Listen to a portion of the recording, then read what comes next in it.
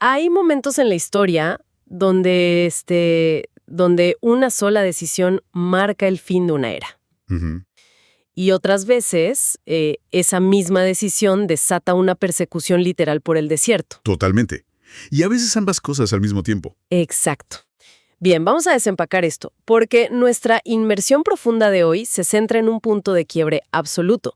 Para quienes nos escuchan, la misión de hoy es analizar una serie de notas, comentarios y textos explicativos sobre un momento histórico y literario fascinante. Así es. Estamos hablando del capítulo 31 del Génesis, basándonos en la versión Reina Valera.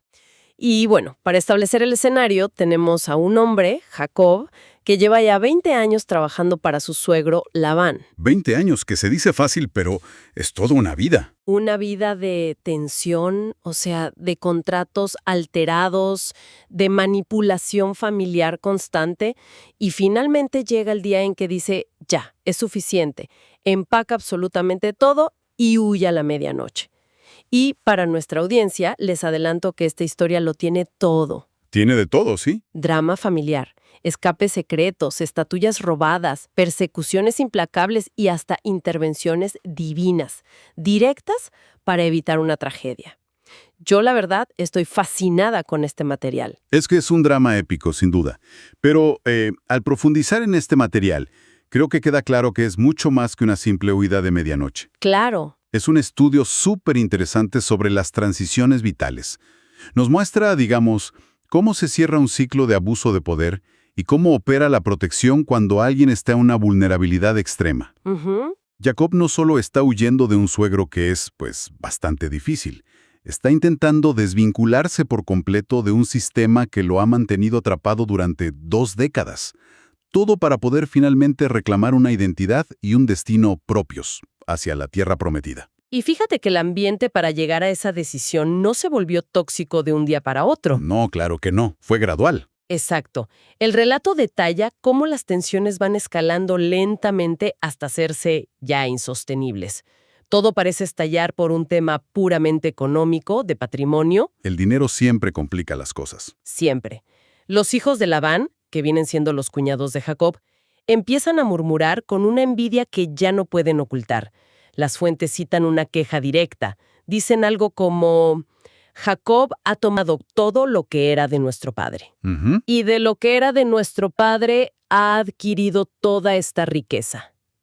Y Jacob, que, bueno, de ingenuo no tiene ni un pelo, Para nada, es muy observador. se da cuenta de que el semblante de su suegro ya no es el mismo. Esa actitud amigable que tenía antes desapareció por completo. Ahora lo que hay es pura hostilidad en el aire. Y esa hostilidad palpable es el catalizador en el ambiente, pero hay un elemento crucial aquí que transforma esta situación. La pasa de ser una simple disputa laboral a un verdadero éxodo con un propósito claro. Claro, porque no es solo un impulso de salir corriendo. Exacto. La decisión de marcharse no surge únicamente del miedo o de la presión que sentía de la familia. Ocurre una intervención divina directa. Dios le ordena a Jacob: vuélvete a la tierra de tus padres y a tu parentela, y yo estaré contigo. Esa última parte es clave. Es fundamental detenerse en esa frase. El fundamento de este viaje, que conlleva un riesgo inmenso para toda su familia, es precisamente esa promesa de acompañamiento continuo. Sin eso, probablemente no se habría atrevido. Pero aquí me surge una duda al analizar el comportamiento de Jacob en las fuentes. A ver. Si tiene una orden directa desde arriba y además viene con esta garantía de protección incondicional, la pregunta es ¿por qué actúa con tanto sigilo? Es una excelente pregunta. Porque su siguiente movimiento es llamar a sus 2 esposas, a Raquel y a Lea. Pero no lo hace en la casa, no las sienta en la sala, digamos. No, las manda a llamar lejos. Las manda a llamar al campo, allá donde está el rebaño. Es una reunión súper secreta, llena de paranoia, bien lejos de los oídos de Labán y de los cuñados.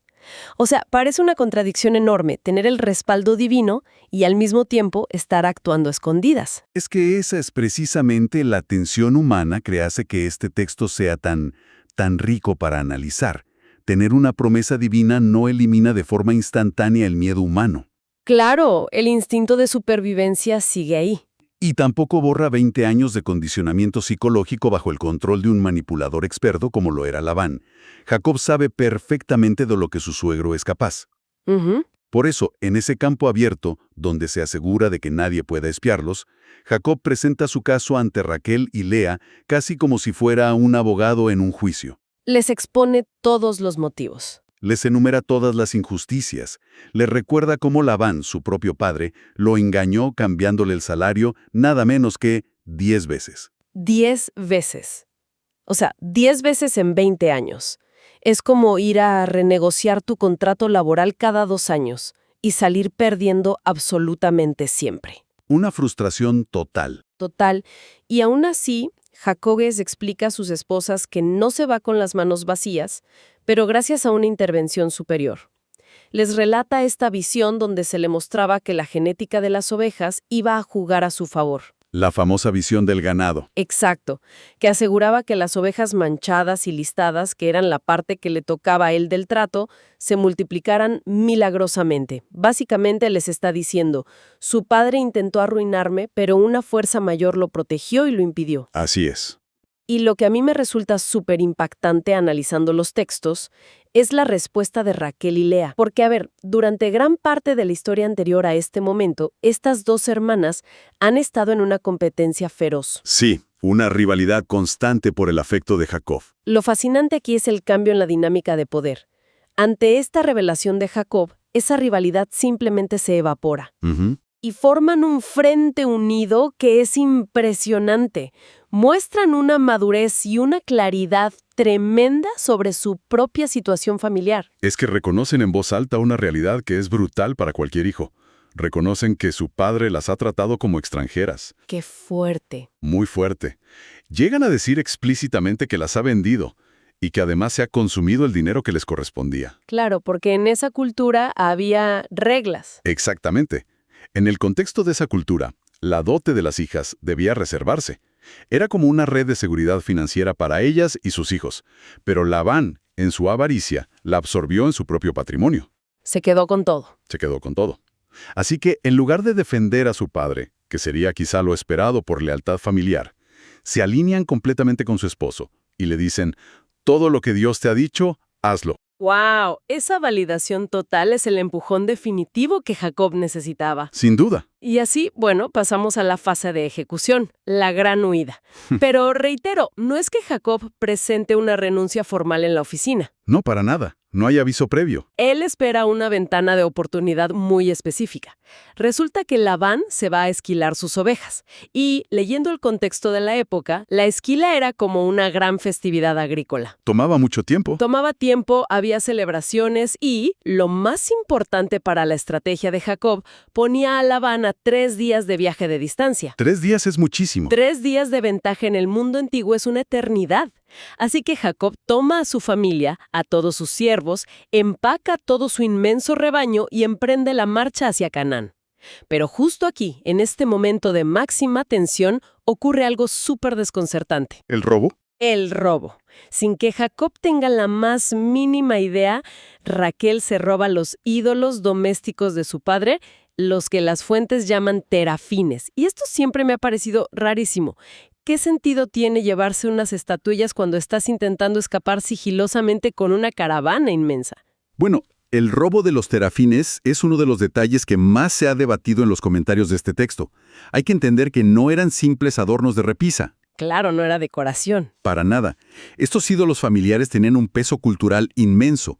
Según las fuentes que estamos analizando, poseerlos en ciertas tradiciones legales de esa región podía equivaler a tener el título de propiedad o el derecho principal sobre la herencia familiar. Ah, o sea que había un motivo económico detrás. Posiblemente. Al robarlos, Raquel podría estar intentando asegurar, a la fuerza, una parte de la herencia que sentía que su padre le había arrebatado. Tiene sentido. Pero también hay otra perspectiva, una más espiritual. Esto demuestra cómo, a pesar de pertenecer a esta familia que tenía un llamado distinto, todavía quedaban restos muy fuertes de prácticas paganas y supersticiones. Es como un ancla, ¿no? Exacto. Es un ancla al mundo que se supone que están dejando atrás.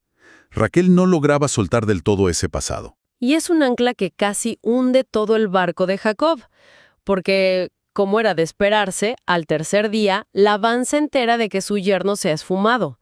Se llevó a sus hijas, a sus nietos y básicamente la mitad de su economía. Y la reacción de Labán es de pura furia. Furia total. Labán reúne a sus parientes y desata una persecución que es implacable. Imagínense a la caravana de Jacob, que va súper lenta por los animales y los niños. Sí, no pueden ir muy rápido. Y Labán los persigue durante 7 días completos por el desierto, hasta que finalmente los alcanza y los acorrala en el monte de Galaad. O sea, tienen a un ejército familiar furioso respirándoles en la nuca. En este punto de la lectura, la violencia parece el único desenlace posible. El choque es inminente. Y aquí es donde la narrativa introduce un freno de emergencia absoluto. Me encanta esa analogía. Es que lo es. La noche anterior a este choque, mientras Labán está acampado ahí cerca, listo para ir a confrontar a Jacob al amanecer, ocurre otra intervención divina. ¿Otra más? Dios se le aparece a Labán directamente en un sueño nocturno y le da una advertencia que es escalofriante por lo simple que es. Le dice, guárdate que no hables a Jacob descomedidamente. ¡Wow! Y los analistas explican que esto significa no decirle ni bien ni mal. Es decir, no intentes persuadirlo con tus halagos manipuladores, ni tampoco intentes destruirlo con amenazas. Le ata las manos por completo. Exactamente. Es un cerco de protección invisible pero que resulta infranqueable. La fuerza bruta y la ira de Labán se topan de frente con un muro divino. La protección frena la ira humana. Es que hay que imaginar despertar después de un sueño así. Labán llega al campamento de Jacob a la mañana siguiente y aunque sus manos están atadas por esta advertencia de no hacerle daño físico, su lengua, digamos, no lo está del todo. No, él va a hablar. El enfrentamiento verbal es tensísimo. Labán lanza 3 acusaciones principales para intentar recuperar el control de toda la narrativa. La manipulación clásica. Sí. Primero, lo acusa de haber huido escondidas y de llevarse a sus hijas como si fueran cautivas de guerra. Segundo, apela directo al chantaje emocional. Ese no falla. Le reprocha con todo el drama no haberle permitido despedirse de sus hijas y de sus nietos con besos, con música, con tamboriles. Se pinta a sí mismo como el pobre abuelo amoroso al que le han roto el corazón. Cuando la realidad era otra. Totalmente. Y tercero, lanza la acusación más peligrosa de todas. Le dice, me has robado mis dioses. Y esa última acusación es la que cambia por completo la atmósfera del encuentro. Hasta ese momento, digamos que Labán estaba haciendo una rabieta emocional, tratando de dar lástima. Sí, puro teatro. Pero acusar de robo eleva el conflicto a un asunto legal, un asunto criminal.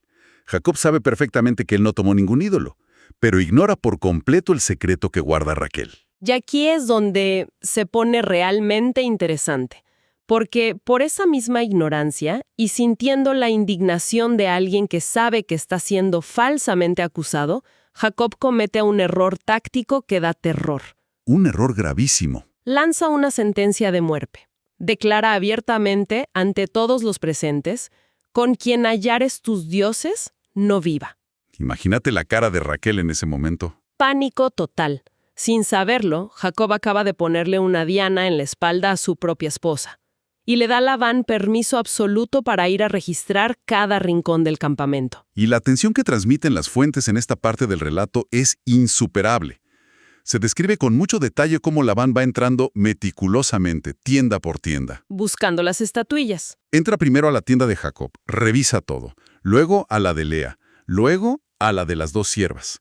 Y no encuentra absolutamente nada. El cerco se va cerrando. Se va cerrando hasta que, inevitablemente, entra en la tienda de Raquel. Y aquí presenciamos un nivel de astucia que es impresionante.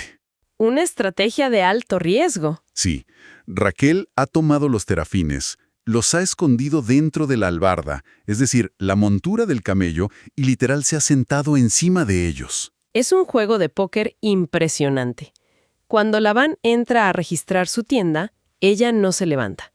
Y la excusa que utiliza, bueno, es brillante dentro del contexto cultural de esa época. Sí, usa las reglas a su favor. Le dice a su padre que no puede ponerse de pie porque tiene, citando el texto, la costumbre de las mujeres, refiriéndose a su periodo menstrual. Claro. Y en esa época, y según las costumbres, esto implicaba un estado de impureza ritual. lo cual impedía que la movieran o que registraran físicamente el asiento donde ella estaba. Nadie iba a tocar esa montura. Nadie. Así que Labán, el gran manipulador que engañó a Jacob por 20 años sin piedad, termina siendo engañado en su propia cara por su hija. Frustrado, tiene que terminar la búsqueda con las manos vacías. Y ese momento exacto cuando Labán se rinde y no encuentra los ídolos es el verdadero punto de inflexión de toda esta relación. Al fracasar la búsqueda, la autoridad moral y el poder psicológico que Labán ejercía sobre ellos se desmoronan por completo. Se le cae el teatro. Se le cae. Y Jacob, que había estado a la defensiva, me lo imagino aguantando la respiración durante toda la inspección, finalmente explota. Pasa a la ofensiva con un discurso que es un desahogo magistral, algo que llevaba acumulado durante 2 décadas. Es que es un monólogo que resuena con cualquiera de quienes nos escuchan que alguna vez se haya sentido atrapado en un sistema injusto o explotador. Jacob no se guarda pero ni una sola palabra. Le dice de todo. No ante por el ganado. Y describe el trabajo con mucho detalle. Sí, con un dramatismo muy real. Dice que el calor lo consumía de día y la helada lo destrozaba de noche. Habla del insomnio crónico de tener que vigilar los rebaños en la oscuridad total. Una vida durísima. Le recuerda cómo asumió el costo de cada oveja que fue devorada por bestias salvajes. O sea, Jacob pagaba esas pérdidas de su propio bolsillo. Y remata mencionando, una vez más, esos 10 humillantes cambios de salario. Y si conectamos esto con el panorama general, vemos que no es simplemente la queja de un empleado resentido. Hay algo más profundo aquí. Como que Es la evidencia de una transformación profunda en el carácter de Jacob. Recordemos que durante su juventud, Jacob confió mucho en el engaño, en sus propias artimañas para avanzar en la vida. cierto, la historia de la primogenitura. Exacto. Pero ahora, al confrontar a Labán de esta manera, su perspectiva ha cambiado radicalmente. Reconoce frente a todos que su supervivencia y su prosperidad no se debieron a su propia inteligencia. Sino a una protección superior. Así es. Y llama a Dios con un título fascinante en este momento. Lo llama el temor de Isaac. Jacob le dice a Labán mirándolo a los ojos, si el Dios de mi padre, el Dios de Abraham y el temor de Isaac no estuviera conmigo, de cierto me enviarías ahora vacío. Es una declaración de principios. Es el momento en que Jacob deja de ser el manipulador solitario de su juventud y reconoce su dependencia total de una autoridad mayor, una autoridad que frena la injusticia de los hombres. Es un despertar absoluto. Y ante esa avalancha de verdades innegables, Labán se queda acorralado. Ya no tiene salida. Ninguna. Sabe que no puede tocar a Jacob físicamente por la advertencia que recibió en el sueño. Sabe que no encontró nada robado para acusarlo legalmente y acaba de ser expuesto públicamente frente a todos como un explotador. Jaque mate. Así que, sin más cartas que jugar, Labán propone una salida diplomática. La única que le queda. Sugiere hacer un pacto, un tratado de paz y de no agresión. Y para sellarlo recurren a una acción muy física, muy de la época. Toman piedras y levantan un gran montón. Forman un monumento, ahí mismo en el monte, para que sirva como un testimonio visible de este acuerdo. Y ese montón de piedras es un símbolo cargado de muchísimo significado, especialmente por los nombres que le otorgan en ese momento. Es aquí donde la ruptura familiar se hace oficial, no solo a nivel físico, sino a nivel cultural y lingüístico. Esa parte de los idiomas es súper interesante. Lo es. Labán llama al lugar Yegar Sahaduta, que está en idioma arameo, mientras que Jacob lo llama Galad, que es la traducción exacta al hebreo. Y ambos significan montón de testimonio, ¿verdad? Ambos significan exactamente lo mismo. Pero el uso de 2 idiomas distintos es súper revelador para los analistas. Marca una división que ya es permanente. Ya no hay vuelta atrás. Ya no son una sola familia extensa que comparte un mismo mundo. Son 2 entidades distintas con lenguajes distintos que ahora están separadas por una frontera de piedra literal. Una frontera dura y fría. Y además de esos nombres, se menciona otro nombre fundamental para ese lugar. Lo llaman Mizpa, Ah, sí, Mizpa. que significa atalaya o torre de vigilancia.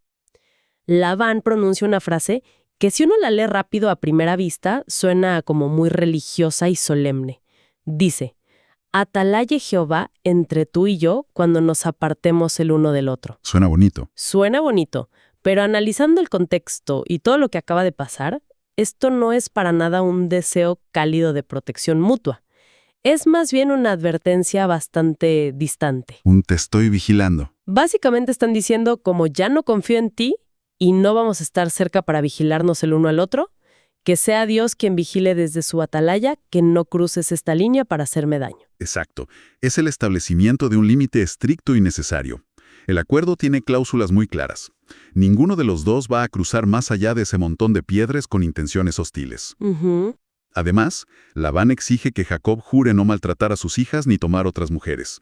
Ambos, de mutuo acuerdo, ponen a la divinidad como el testigo inquebrantable de este tratado. Es el punto final. Es el punto final definitivo a una relación que era profundamente disfuncional. Se levanta, digamos, un muro de contención emocional y físico para que ambas partes puedan seguir existiendo sin destruirse mutuamente. Y con las fronteras ya claramente definidas, la tensión finalmente cede. El relato concluye con una escena casi pacífica, sobre todo considerando el nivel de estrés que acabamos de describir. Sí, baja la marea. Jacob ofrece un sacrificio allí mismo en el monte. Luego comparten una comida juntos en torno a ese montón de piedras, que era un acto que en el mundo antiguo sellaba cualquier tratado de paz. Era la firma del contrato, por así decirlo. Pasan la noche ahí en el monte, ya más tranquilos, y a la mañana siguiente, muy temprano, Labán besa a sus nietos y a sus hijas, les da su bendición y emprende el largo viaje de regreso a su tierra. La sombra de Labán finalmente desaparece en el horizonte, y Jacob queda libre del peso de esos 20 años. Es un desenlace que, a mi parecer, invita a una reflexión muy profunda sobre las temporadas de resistencia en la vida. Sí, deja mucho aprendizaje. A menudo, para quienes nos escuchan, verse atrapado en entornos hostiles o injustos se percibe simplemente como un estancamiento, como tiempo perdido. Una pausa en la vida. Sin embargo, el análisis de esta experiencia de 2 décadas sugiere que esos periodos de fricción constante actúan como una forja. Sirven para desmantelar la dependencia en la propia astucia humana y para construir un carácter que sea capaz de sostener el peso de la libertad que viene después. Qué buena perspectiva. Pero, y esto es clave, la lección es que esos periodos tienen un límite. Requieren la valentía de reconocer cuándo es el momento exacto de levantar el campamento, establecer fronteras claras y avanzar. Entonces, ¿qué significa todo esto? Porque si hacemos un resumen de las fuentes que hemos analizado hoy, vemos cómo se cierra un ciclo larguísimo. Sí, de 20 años. Y nos deja una lección clarísima sobre cómo la verdadera prosperidad y la seguridad real no provienen de ser el más astuto de la sala o de engañar a los demás. Totalmente de acuerdo. Provienen de una guía superior que protege a las personas incluso cuando están en medio de la injusticia y de la explotación laboral y familiar.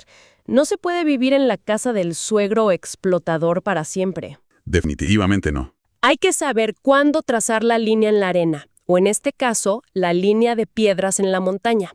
Y lo que hace que toda esta historia sea tan cautivadora es lo caótico y lo humano que es todo el proceso. Es que es muy real. Es súper real, nadie actúa a la perfección, hay miedos, hay paranoias, robos absurdos, estatuillillas, discursos que se guardaron por años y que explotan en el momento de mayor tensión. Y alianzas inesperadas como la de las hermanas. Exacto. Todo esto nos recuerda que las transiciones importantes en la vida rara vez son limpias y ordenadas. Suelen ser desordenadas, ruidosas y están llenas de un equipaje imprevisto. Y fíjate que ese equipaje imprevisto plantea un concepto fascinante que rara vez exploramos a fondo al hablar de cerrar ciclos. Toda esta historia, como vimos, culmina con la construcción de un montón de piedras, un monumento físico, tangible, para marcar el fin de la relación. Esto plantea una pregunta importante. ¿Por qué incluso cuando sabemos que mental y emocionalmente debemos alejarnos de un entorno tóxico, a menudo necesitamos construir un marcador físico para lograrlo realmente? Es una gran pregunta. Es que, si Raquel estuvo dispuesta a arriesgar absolutamente todo, su propia vida, por ocultar esos viejos ídolos domésticos bajo la montura de su camello, ¿cuántos ídolos ocultos llevamos nosotros escondidos? Viejos hábitos, quizá. Quizás la mente no acepta que el ciclo terminó hasta que los ojos ven ese montón de piedras que dice, de aquí no pasarás. Es una perspectiva que sin duda nos deja a todos con mucho en qué pensar sobre nuestras propias fronteras y el equipaje que llevamos. Explorar la profundidad de estas narrativas siempre revela capas inesperadas de la experiencia humana y espero que para la audiencia haya sido tan revelador como lo fue para nosotros al prepararlo. Estoy seguro de que así fue. Así que para todos los que nos acompañan, mantengan esa curiosidad activa y sigan cuestionando todo lo que hay bajo la superficie. Nos encontramos en la próxima inmersión profunda.